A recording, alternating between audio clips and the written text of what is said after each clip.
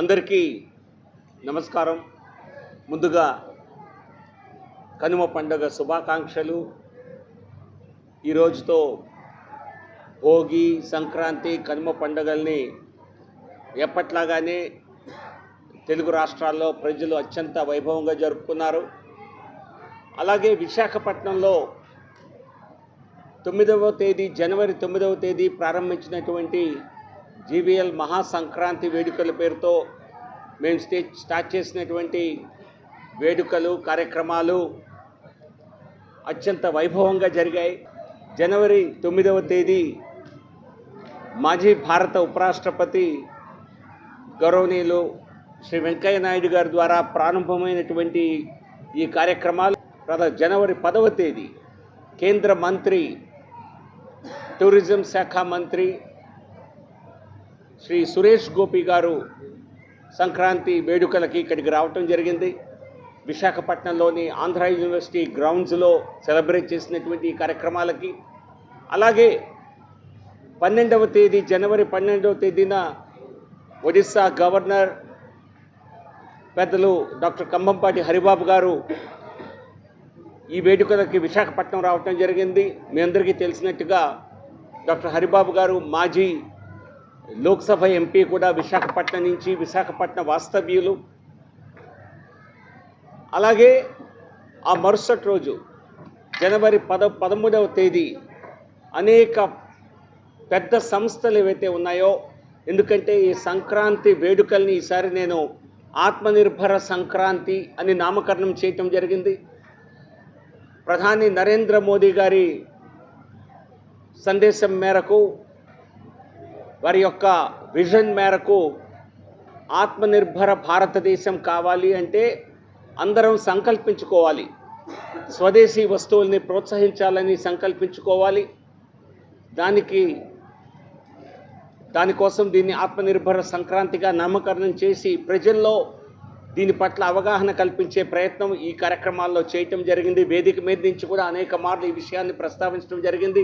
ఆత్మనిర్భర భారత్ కావాలంటే ఈ సంక్రాంతిని పునాదిగా చేసుకుని ఆత్మనిర్భర భారత్గా దీన్ని తీర్చిదిద్దాలి అని చెప్పి, అలాగే ఇక్కడికి లక్షల సంఖ్యలో సుమారు 2.5 నుంచి 3 లక్షల వరకు ఇక్కడ మరి విశాఖ వాసులు ఈ ప్రాంగణానికి వచ్చి ఉంటారనేది ఒక అంచనా.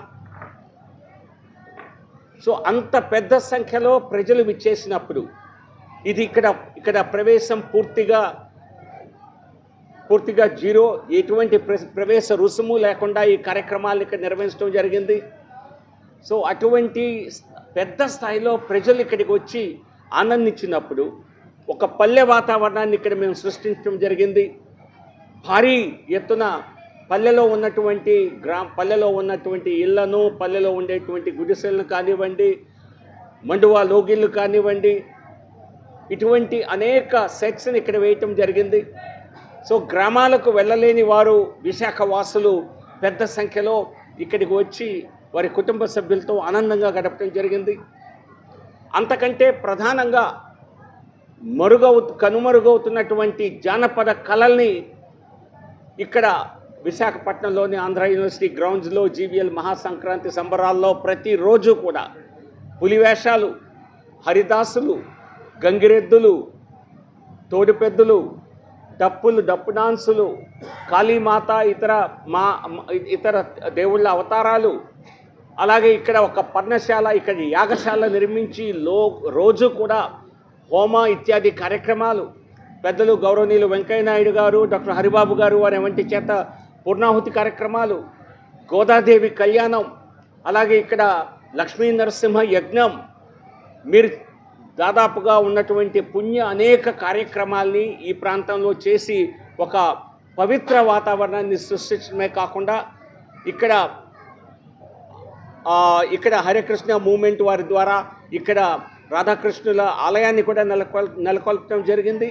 సో ఒక పండుగ వాతావరణాన్ని ప్రజలందరూ ఇక్కడికి వచ్చి కుటుంబంతో 4 గంటలు 5 గంటలు హాయిగా గడిపేలా వాతావరణం సృష్టించి అందరూ ఆనందించి వెళ్ళటం ఎంతో సంతోషాన్ని ఇచ్చింది.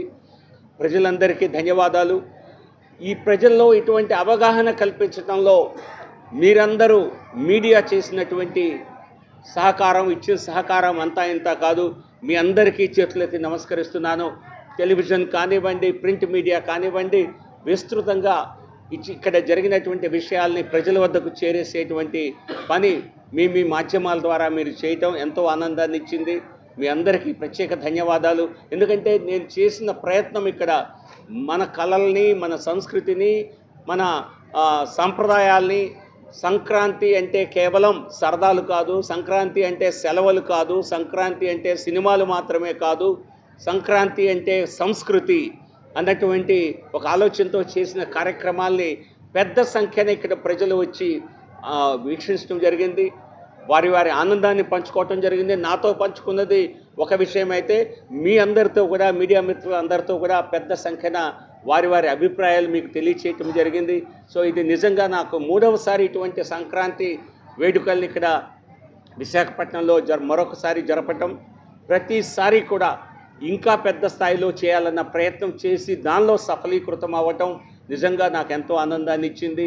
ఈ ఆనందాన్ని మీ అందరితో పంచుకోవాలని, మీ అందరికీ ప్రత్యేక ధన్యవాదాలు తెలియచేయాలని ఈరోజు ఈ సమావేశంలో మిమ్మల్ని అందరినీ ఆహ్వానించడం జరిగింది.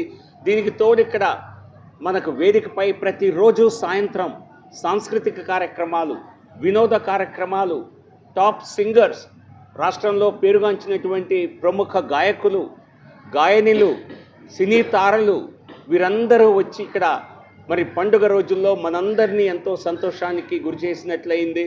మీరు